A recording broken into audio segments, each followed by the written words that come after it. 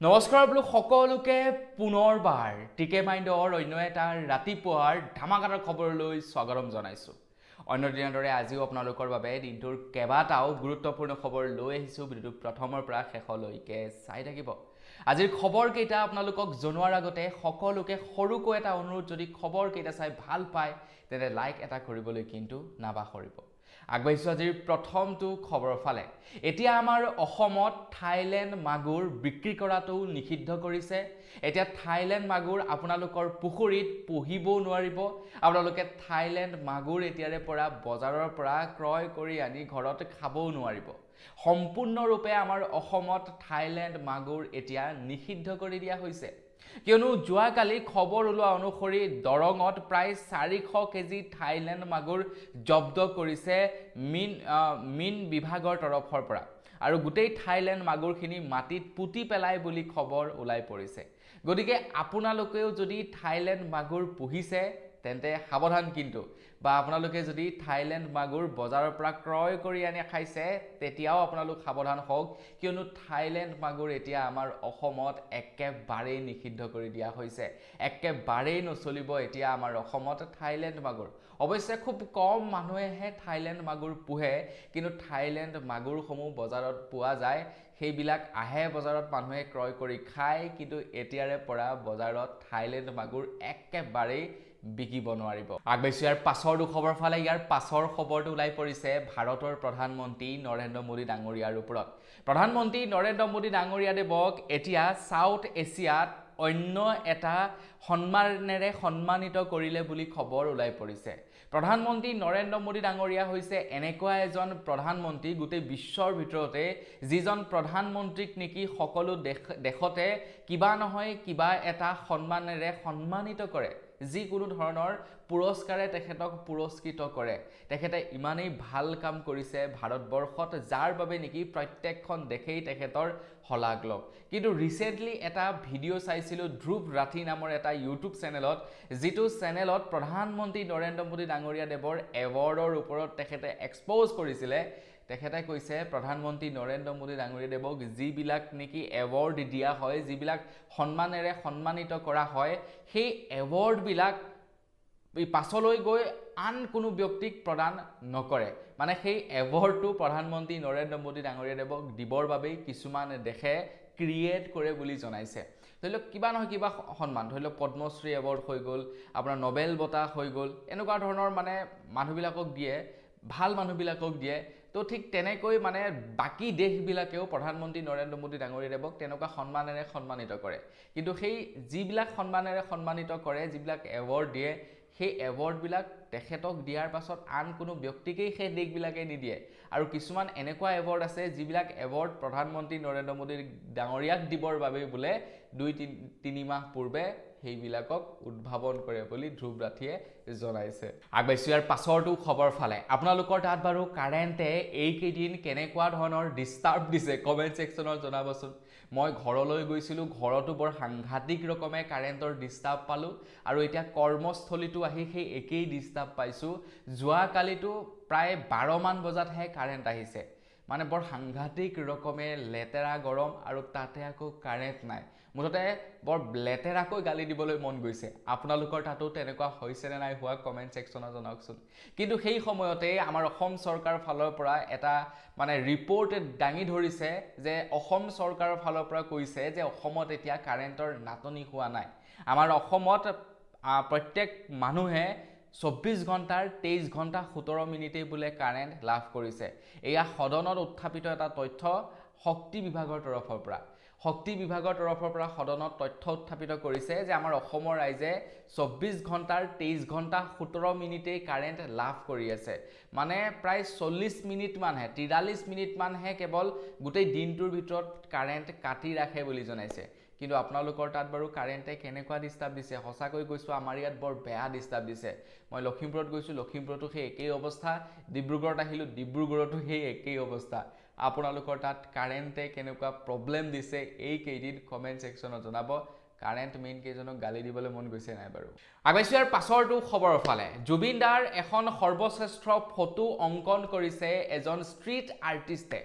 জুবিন দাৰ এতিয়ালৈকে বহু পোৰ্ট্ৰেট চিত্ৰ অংকন কৰা হৈছে আমাৰ অসমৰ বহু ৱালত বহু ফ্লাইঅভাৰত জুবিন দাৰ চিত্ৰ অংকন কৰা হৈছে কিন্তু সকলোবিলাক চিত্ৰ পাৰফেক্ট নহয়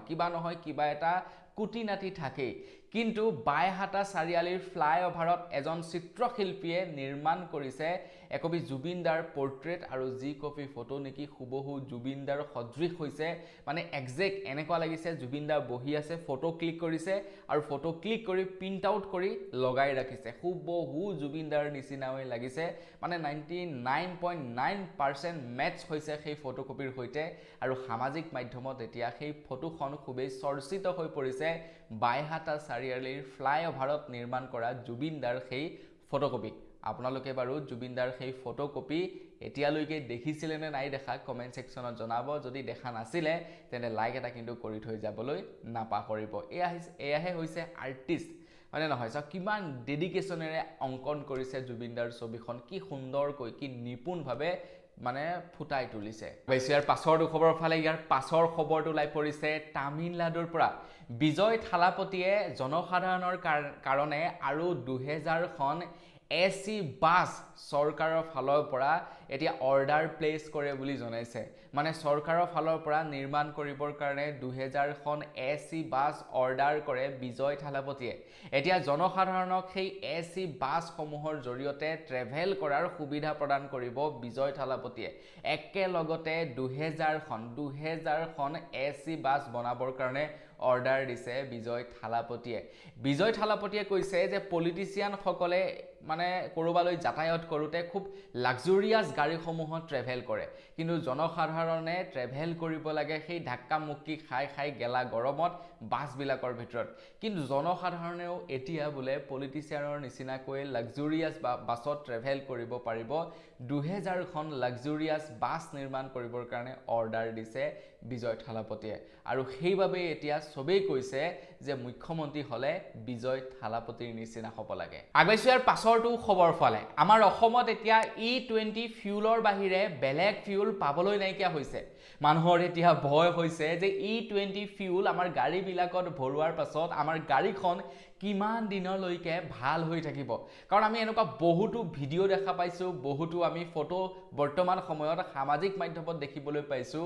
যিবিলাকত দেখিছো যে E20 ফিউল ভৰোৱাৰ পাছত গাড়ী বিলাক বেয়া হৈ গৈছে কাৰণ সকলো বিলাক গাড়ীয়ে E20 ফিউল কনজিউম কৰিব নোৱাৰে প্ৰত্যেকটো ইঞ্জিনে E20 ফিউলত কাম কৰিব নোৱাৰে কিন্তু তাৰ পাছতো চৰকাৰে বিকল্প ব্যৱস্থা দিয়া নাই সকলো বিলাক ডিপুতে এতিয়া E20 ফিউল উপলব্ধ কৰাইছে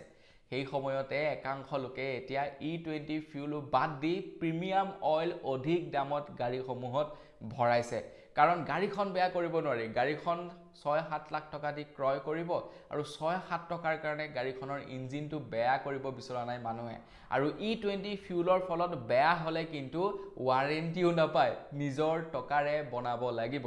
যাৰ কাৰণে মানুহবিলাকে এতিয়া ভয় খাইছে আৰু পইচা বেছিকে দি হলেও E20 ফিউলৰ পৰিৱৰ্তে প্ৰিমিয়াম অইল ভৰাইছে প্ৰিমিয়াম অইলত কিন্তু E20 অৰ্থাৎ ইথানল মিহলি কৰা হোৱা নাই গতিকে মানুহবিলাকে ভয় খাইছে এতিয়া ইথানল যুক্ত পেট্ৰল ভৰাবৰ কাৰণে আৰু ভয় কৰিবলগীয়া কথা ভাবকচোন দিয়ক 9-10 লাখ টকা দি এখন গাড়ী ক্ৰয় কৰিব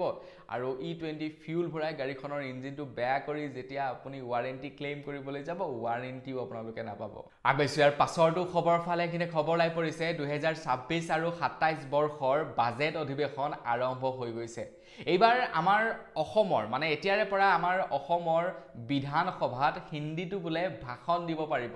আগতে বিধানসভাত কেৱল অসমীয়াতহে ভাষণ দিব পাৰিছিলে অসমীয়াৰ বাহিৰে বেলেগ ভাষাত ভাষণ দিব নোৱাৰিছিলে এমএলএ মন্ত্ৰীসকলে কিন্তু এতিয়াৰে পৰা হিন্দী ভাষাটো ভাষণ দিব পাৰিব বুলি জনাইছে হিন্দী ভাষাকো এতিয়া অগ্ৰাধিকাৰ দিয়া হৈছে বেলেগৰ লাভ হওক বা নহওক বিজয় গুপ্তা ডাঙৰীয়াৰ কিন্তু যথেষ্ট লাভ হ'ব কাৰণ তেখেতে অসমতে থাকে যদিও অসমীয়া শুদ্ধকৈ ক'ব নাজানে তেখেতে অসমীয়া ভাষা ক'বলৈ গৈ অসমীয়া ভাষাৰ মানে ছাত্ৰহে পাতি দিয়ে তেখেতে শুদ্ধ অসমীয়া উচ্চাৰণটো কৰিব নোৱাৰে এতিয়া আমাৰ অসমৰ বিধানসভাত হিন্দী ভাষাটো ভাষণ দিব পাৰিব হয়তো বিজয় গুপ্তা ডাঙৰীয়াদেৱে চাগে খুব ভাল পাইছে ইয়াৰ পাছতো যদি তেখেতে অসমীয়াতেই ভাষণ দিয়ে টুটা ফুটাই দৰকাৰ হলে নিদিও কিয় তেতিয়া আমি বুজি পাম যে তেখেতে প্ৰকৃতাৰ্থ নিজকে অসমীয়া বুলি ভাবে অসমীয়া ভাষাটো সন্মান কৰে কিন্তু তেখেতে যদি হিন্দী ভাষাত ভাষণ দিবলৈ আৰম্ভ কৰে তেনেহলে গম পাম যে হিন্দী ভাষা কিয় কৰা হৈছে বিধানসভাত আগবাইছো ইয়াৰ পাছৰটো খবৰ ফালে কিন্তু খবৰ লাই পৰিছে কৃষ্ণনগৰী বাৰাণসীৰ পৰা খবৰ লাই পৰিছে বাৰাণসীত এতিয়া ৰোপৱে সেৱা আৰম্ভ কৰা হৈছে আৰু আমাৰ ভাৰতবৰ্ষৰ ভিতৰতে প্ৰথমটো ৰোপৱে আৰম্ভ কৰিছে যিটো ৰোপৱেত এতিয়া মানে মানুহে ৰাস্তাৰে যোৱা পৰিৱৰ্তে ৰোপৱেত যাব পাৰিব এনেই ৰোপৱে সাৰ্ভিস বিলাক নৰমেলি পাহাৰ এলেকা বিলাকত বা নদী আদি পাৰ হবৰ কাৰণে নিৰ্মাণ কৰে কিন্তু বাৰাণসীত নিৰ্মাণ কৰিছে বাছত যিসকলে যাব নিবিচাৰে সেই সকল লোকে বাৰাণসীৰ চহৰৰ ওপৰেৰে ৰোপৱেত যাব পাৰিব মাত্ৰ 20 টকাতে ৰোপৱেত ট্ৰেভেল কৰিব পাৰিব বুলি জনাইছে বাৰাণসীত কেতিয়াবা যদি বাৰাণসী যোৱাৰ সুবিধা পায় তেনেহলে ৰোপৱেত উঠিব ওপৰৰ পৰা চহৰখন আপোনালোকে চাব পাৰিব আগৈছিয়াৰ পাছৰটো খবৰ ফালে আমাৰ অসমত বৃদ্ধি পাইছে নিবনুৱাৰ সংখ্যা যিসকল লোকে নেকি কমকৈ পঢ়া শুনা কৰিলে তেওঁলোক নিবনুৱা হৈছে সেইটো বাৰু দেখিবলৈকে ভাল কিন্তু আমাৰ অসমত PhD ডিগ্ৰীধাৰী লোকো এতিয়া নিবনুৱা হৈ বহি আছে বুলি এটা খবৰ ওলাই পৰিছে আৰু ইয়াতকৈ মোৰ মতে বেয়া একো হ'বই নোৱাৰে আৰু PhD ডিগ্ৰী লোৱাৰ পাছতো যদি নিবনুৱা হৈ বহি আছে তেনেহলে মানুহে মানে পঢ়িবৰ কাৰণে আগ্ৰহী হ'ব কেনেকৈ লৰা ছোৱালী বিলাকে পঢ়িবৰ কাৰণে আগ্ৰহী হ'ব কেনেকৈ কাৰণ আগতে মা দেউতাই কয় ভালকে নপঢ়িলে কিন্তু হাজিৰা কৰিব লাগিব চাকৰি নেপাবি এতিয়া দেখিছো PhD ডিগ্ৰী লৈও বহি আছে তো আমাৰ অসম চৰকাৰে দিয়া ৰিপৰ্টছ অনুসৰি আমাৰ অসমত প্ৰায় 2027 জন PhD ডিগ্ৰীধাৰী লোক এতিয়াও বোলে বেকাৰ হৈ বহি আছে ভাবক PhD ডিগ্ৰীধাৰী তাৰ লগতে আমি যদি হায়াৰ সেকেন্ডাৰী পাস কৰাৰ কথা চাবলৈ যাওঁ 17 লাখ লোক এতিয়াও বেকাৰ হৈ বহি আছে গ্ৰেজুৱেট প্ৰায় 11 লাখ লোক বহি আছে পোষ্ট গ্ৰেজুৱেট প্ৰায় 1,94,000 লোক বহি আছে লগতে 9 পাস কৰা লোকসকল প্ৰায় 56,000 9 পাস কৰা বৰ্তমান সময়ত আপোনাৰ নিবনুৱা বহি আছে ITI পঢ়া প্ৰায় 9,710 জন ছাত্ৰ ছাত্ৰী এতিয়াও বেকাৰ হৈ বহি আছে ডিপ্লোমা লোৱা প্ৰায় 25,563 জন যুৱক যুৱতী এনে বহি আছে সবচে মানে ভয়ানক কথাটো হৈ গল PhD ডিগ্ৰীধাৰী 2027 জন ষ্টুডেন্ট এতিয়াও নিবনুৱা হৈ বহি আছে ভাবক PhD পায়ো যদি চাকৰি পোৱা নাই আৰু কি পঢ়িব মানুহে ভাই এটো এটা ডাঙৰ প্ৰশ্ন আগবাইছো ইয়াৰ পাছৰটো খবৰ ফালে ইয়াৰ পাছৰ খবৰটো ওলাই পৰিছে জাগিৰোডৰ পৰা তো জাগিৰোডত এখন ট্ৰাকে মহতিয়াই নিলে লাইনৰ খুঁটা আৰু জনসাধাৰণে বাপেকে কি কৰিলে সেই ট্ৰাকত থকা মানুহ কেইজনক ধৰি বান্ধি তলে মানে মানুহৰ খং এইটো নহয় যে এক্সিডেন্ট কৰিছে মানুহৰ খং হৈছে এইটোত যে তোমালোকে এই গেলা গৰমত কিয় লাইনৰ খুঁটা ভাঙিলা কাৰণ লাইনৰ খুঁটা ভঙা মানে আৰু কি কাৰেন্ট কেইদিনলৈকে নাহিব তাৰ কোনো ঠিক নাই গতিকে গেলা গৰমত মানুহে যে গৰমত থাকিব লাগিব সেইটোৰ ওপৰত মানুহৰ খং উঠিছে আৰু সেই কাৰণে ট্ৰাকৰ ভিতৰত থকা মানুহ কেইজনক ধৰি বান্ধি থৈছে স্থানীয় ৰাইজে তোমালোকে কাৰেন্টৰ লগত লিলিমাই নকৰিবা ভাই গেলা গৰমত কাৰেন্টৰ লগত লিলিমাই কৰিলে মানুহৰ খং উঠি যায় এনেও কাৰেন্টে ডিস্টাৰ্ব দিয়ে আছে তাতে আকৌ হিহতে কাৰেন্টৰ খুঁটা ভাঙি গেলা গৰমত মানুহক আকৌ ডিস্টাৰ্ব দিবলৈ আহিছে ধৰি বান্ধি থৈ দিলে বাপেকে প্ৰশাসনে আহি নাপাওঁতে ধৰি হিহঁতক বান্ধি থৈ দিছে আগৈছো ইয়াৰ পাছৰটো খবৰ ফালে ইয়াৰ পাছৰ খবৰটো ওলাই পৰিছে ক্ৰিকেট প্ৰেমীৰ বাবে তো ক্ৰিকেট খেলখন চাই থাকোতে আটাইতকৈ বোৰিং বস্তু বাৰু আপোনাৰ কোনটো লাগে কওকচোন মোৰ ক্ৰিকেট খেল চাই থাকোতে আটাইতকৈ বোৰিং লগা সময়কণে হৈছে সেই এডভাৰটাইজমেন্টখন মই যে বৰ অশান্তি পাওঁ সেই এডভাৰটাইজমেন্টখন চাই আপোনালোকৰ বাৰু আটাইতকৈ বোৰিং কোনখন টাইম ক্ৰিকেট খেল চাই থকাৰ সময়ত কমেন্ট সেকশনত জনাবচোন যেতিয়া সৰু হৈ আছিল ক্ৰিকেট খেল বুজি পোৱা নাছিল যেতিয়া দেখি মামাহতে দাদাহতে ক্ৰিকেট খেল চাই থাকে তেতিয়া এই এডভাৰটাইজমেন্টৰ কাৰণে ৰখি থাকো এডভাৰটাইজ কেতিয়া দিব কাৰণ তেতিয়া টিভি বৰ বিশেষ নাছিলে চাবলৈ পাওঁ সেই খেলখনে কাৰোবাৰ ঘৰত আৰু সেই এডভাৰটাইজমেন্টৰ কাৰণে ৰখি থাকো কিন্তু এতিয়া সেই এডভাৰটাইজখন আহিলে খং হেউতে কেলে ইমান এডভাৰটাইজ দিব লাগে তো আজিকালি এডভাৰটাইজবিলাক বৰ আচৰিত কি যে এডভাৰটাইজ দি দিয়ে তাৰ কোনো ঠিক নাই কিন্তু এতিয়া আন্তঃৰাষ্ট্ৰীয় ক্ৰিকেটসমূহত প্ৰটেকশ্যনৰ বিষয়ে বা এডাল্ট কণ্টেণ্টৰ বিষয়ে এতিয়াৰে পৰা এডভাৰটাইজমেণ্ট কৰিব নোৱাৰিব সম্পূৰ্ণৰূপে প্ৰটেকশ্যনৰ বিৰুদ্ধে এডাল্ট কণ্টেণ্টৰ বিৰুদ্ধে বিজ্ঞাপন দিয়াটো বন্ধ কৰি দিছে আগবাইছো ইয়াৰ পাছৰটো খবৰ ফালে ইয়াৰ পাছৰ খবৰটো ওলাই পৰিছে আয়ুষ্মান ভাৰতৰ ওপৰত আপোনালোকৰ বাৰু আয়ুষ্মান কাৰ্ড আছে নে নাই কমেণ্ট ছেকশ্যনত জনাবচোন তো আয়ুষ্মান কাৰ্ডৰ জৰিয়তে প্ৰত্যেকটো ফেমিলিয়ে প্ৰত্যেক বছৰে 5 লাখ টকাকৈ বিনামূলীয়া চিকিৎসা কৰিব পাৰে হেয়া চৰকাৰী হস্পিটেলেই হওক বা ব্যক্তিগত খণ্ডৰ হস্পিটেলেই হওক আপোনালোকে ফ্ৰী ট্ৰিটমেণ্ট 5 লাখ টকালৈকে কৰিব পাৰে এতিয়া ধৰি লওক আপুনি কোনোবা এখন হস্পিটেলত আপুনি চিকিৎসা কৰিবলৈ গৈছে আয়ুষ্মানৰ জৰিয়তে আপোনাক বছৰেকত 5 লাখ টকাৰহে কেৱল বীমা প্ৰদান কৰে এতিয়া সেই হস্পিটেলখনত আপুনি যেনিবা 1 টকাও পৰিশোধ নকৰাকৈ চিকিৎসা কৰি গুচি আহিলে কিন্তু ক'ত কিমান টকা তেওঁলোকে লৈছে সেইটো আমি চাব নোৱাৰো আমাক নেদেখায় কিন্তু এতিয়াৰে পৰা আপোনালোকে জাস্ট এটা ক্লিকতে আৰোগ্য সেতু 2.0 এপ্লিকেশ্যনৰ জৰিয়তে এতিয়া আয়ুষ্মান কাৰ্ডৰ ক'ত কিমান খৰচা হৈছে চাব পাৰিব চৰকাৰে 5 লাখ টকাৰ দিয়ে সেই 5 লাখ টকাৰ কিমান ক'ত কি বিল বনিছে গোটেইবিলাক আপোনালোকে এতিয়াৰে পৰা চাব পাৰিব আগবাইছো ইয়াৰ পাছৰটো খবৰ ফালে এইখিনিতে অসমৰ মুখ্যমন্ত্ৰী হিমন্ত বিশ্ব শৰ্মাদেৱে ঘোষণা কৰিছে যে আমাৰ অসমত য'ত নেকি ইলিগেল কনষ্ট্ৰাকশ্যন আছে সকলোবিলাক ভাঙি পেলাব বুলি জনাইছে কোনোবাই অনুমতি নোলোৱাকৈ বনাইছে কোনোবাই চৰকাৰী মাটিত বনাইছে কোনোবাই আকৌ বোলে চৰকাৰী মাটি আৰু নিজৰ মাটি মানে বহিব লাগে এটা জায়গাত ঘৰটো বনাইছে এটা জায়গাত গোটেইবিলাক পথতে এতিয়া ইনভেষ্টিগেশ্যন কৰা হ'ব আৰু য'ত ইলিগেল প্ৰপাৰ্টি দেখিব য'ত ইলিগেল কনষ্ট্ৰাকশ্যন দেখিব সকলোবিলাক বুলডোজাৰ চলাব বুলি জনাইছে মন্ত্ৰী হিমন্ত বিশ্ব শৰ্মাদেৱে আৰু এই সমস্যাটো বিশেষকৈ হ'ব টাউন এৰিয়াসমূহত ঘৰ দুৱাৰ বনাবৰ কাৰণে বহুতো ৰেষ্ট্ৰিকশ্যন মানিব লাগে আৰু প্ৰায়বিলাক মানুহে ৰেষ্ট্ৰিকশ্যন নামানে তেনেকৈ ঘৰ দুৱাৰ বনাই দিয়ে তো তেওঁলোক এতিয়া বহুতেই প্ৰভাৱিত হ'ব আগবাইছো ইয়াৰ পাছৰটো খবৰ ফালে এইখিনিতে কেন্দ্ৰ চৰকাৰৰ ফালৰ পৰা মুকলি কৰিলে প্ৰধানমন্ত্ৰী শ্ৰম যোগী যোজনা এই আঁচনিৰ জৰিয়তে এতিয়া অসমৰ কাম কৰি খোৱা মানুহবিলাকে যিবিলাকৰ বয়স 15 বছৰ যিবিলাকৰ মাহেলী উপাৰ্জন 15,000 টকাতকৈ কম তেওঁলোকে প্ৰত্যেকে মাহে 3,000 টকাকৈ চৰকাৰৰ ফালৰ পৰা লাভ কৰিব তো আপোনালোকেও যদি সেই 3,000 টকাটো লাভ কৰিব বিচাৰিছে তেন্তে ওচৰৰ যিকোনো এটা CSC চেণ্টাৰত যাওক আৰু প্ৰধানমন্ত্ৰী শ্ৰম এই আঁচনিৰ বাবে আবেদন কৰি আহক আৰু আপোনাৰ বয়স হ'ব লাগিব 18 পৰা 40ৰ ভিতৰত আপোনালোকে 18 পৰা 40ৰ ভিতৰত যদি আবেদন কৰিব পাৰিব প্ৰত্যেক মাহে 55 টকাৰ পৰা 200 টকা পে কৰি থাকিব লাগিব চৰকাৰক এই আঁচনিখনৰ বাবে আৰু আপোনাৰ বয়স যেতিয়া 60 বছৰ পাৰ হ'ব তাৰ পাছত আপোনাক প্ৰত্যেক মাহে 3,000 টকাকৈ এজ এ পেনশন হিচাপে প্ৰদান কৰিব মানে এইটো এক প্ৰকাৰ ক'বলৈ গ'লে পেনশন স্কিম আগবাইছো ইয়াৰ পাছৰটো খবৰ ফালে আপোনাৰ বাৰু বিজেপি দলটিৰ ভিতৰত কোনজন লোকক আটাইতকৈ বেছি ভাল লাগে কমেণ্ট ছেকশ্যনত জনাবচোন বহু লোকৰ হয়তো দিলীপ শইকীয়া ডাঙৰীয়াক ভাল লাগিব পাৰে কাৰণ তেখেত বহুতো পুৰণি বিজেপি কৰ্মী আৰু তাৰ লগতে তেখেত হৈছে অসমৰ সভাপতি অসম বিজেপিৰ তেখেত হৈছে সভাপতি এতিয়া খবৰ ওলাই পৰিছে দিলীপ শইকীয়া কেন্দ্ৰলৈ যাব পাৰে বুলি খবৰ ওলাই পৰিছে তেখেতৰ ঠাইত এতিয়া পল্লৱ লোচন দাস হ'ব পাৰে অসম ৰাজ্যিক বিজেপিৰ সভাপতি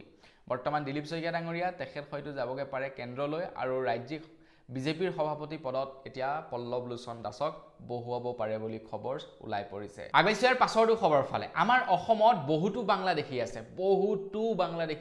বহু লোকক ইতিমধ্যে বাংলাদেশলৈ প্ৰেৰণো কৰিছে মানে বহিষ্কাৰ কৰিছে অসমৰ পৰা তো 2026 চনৰ 2026ৰ 30 জুনলৈকে এটা ৰিপৰ্ট ওলোৱা অনুসৰি আমাৰ অসমত প্ৰায় 1,72,637 গৰাকী বাংলাদেশী ৰূপে চিনাক্ত হৈছে তো তাৰে ভিতৰত 31,789 গৰাকীক বহিষ্কাৰ কৰিছে 73,759 গৰাকী লোকৰ ওপৰত এতিয়াও গোচৰ চলি আছে বুলি জনাইছে মানে এট প্ৰেজেন্ট টাইমত আমাৰ অসমত 2026 চনৰ 30 জুনলৈকে 1,72,000 বাংলাদেশী চিনাক্ত হৈছে ধেমালি নহয় কিন্তু 1,72,000 মানে আমাৰ অসমত ঢেৰ বাংলাদেশী আছে গোটেইবিলাককে খেদিব লাগে এতিয়া লাহে লাহে তো বন্ধু নেবিকল্প আজি ভিডিঅ' জনাবলৈ খবৰ ইমানটো কেইটা আছিলে খবৰ কেইটা জানি কেলে পালে কমেণ্ট ছেকশ্যনত জনাব যদি ভাল লাগিলে লাইক এটা কৰি দিব চেনেলটো ছাবস্ক্ৰাইব কৰা নাই ছাবস্ক্ৰাইবটো কৰি ল'ব পুনৰ এটা ভিডিঅ' লগ পোৱাৰ বিদায় মাগিছোঁ ধন্যবাদ জয় অসম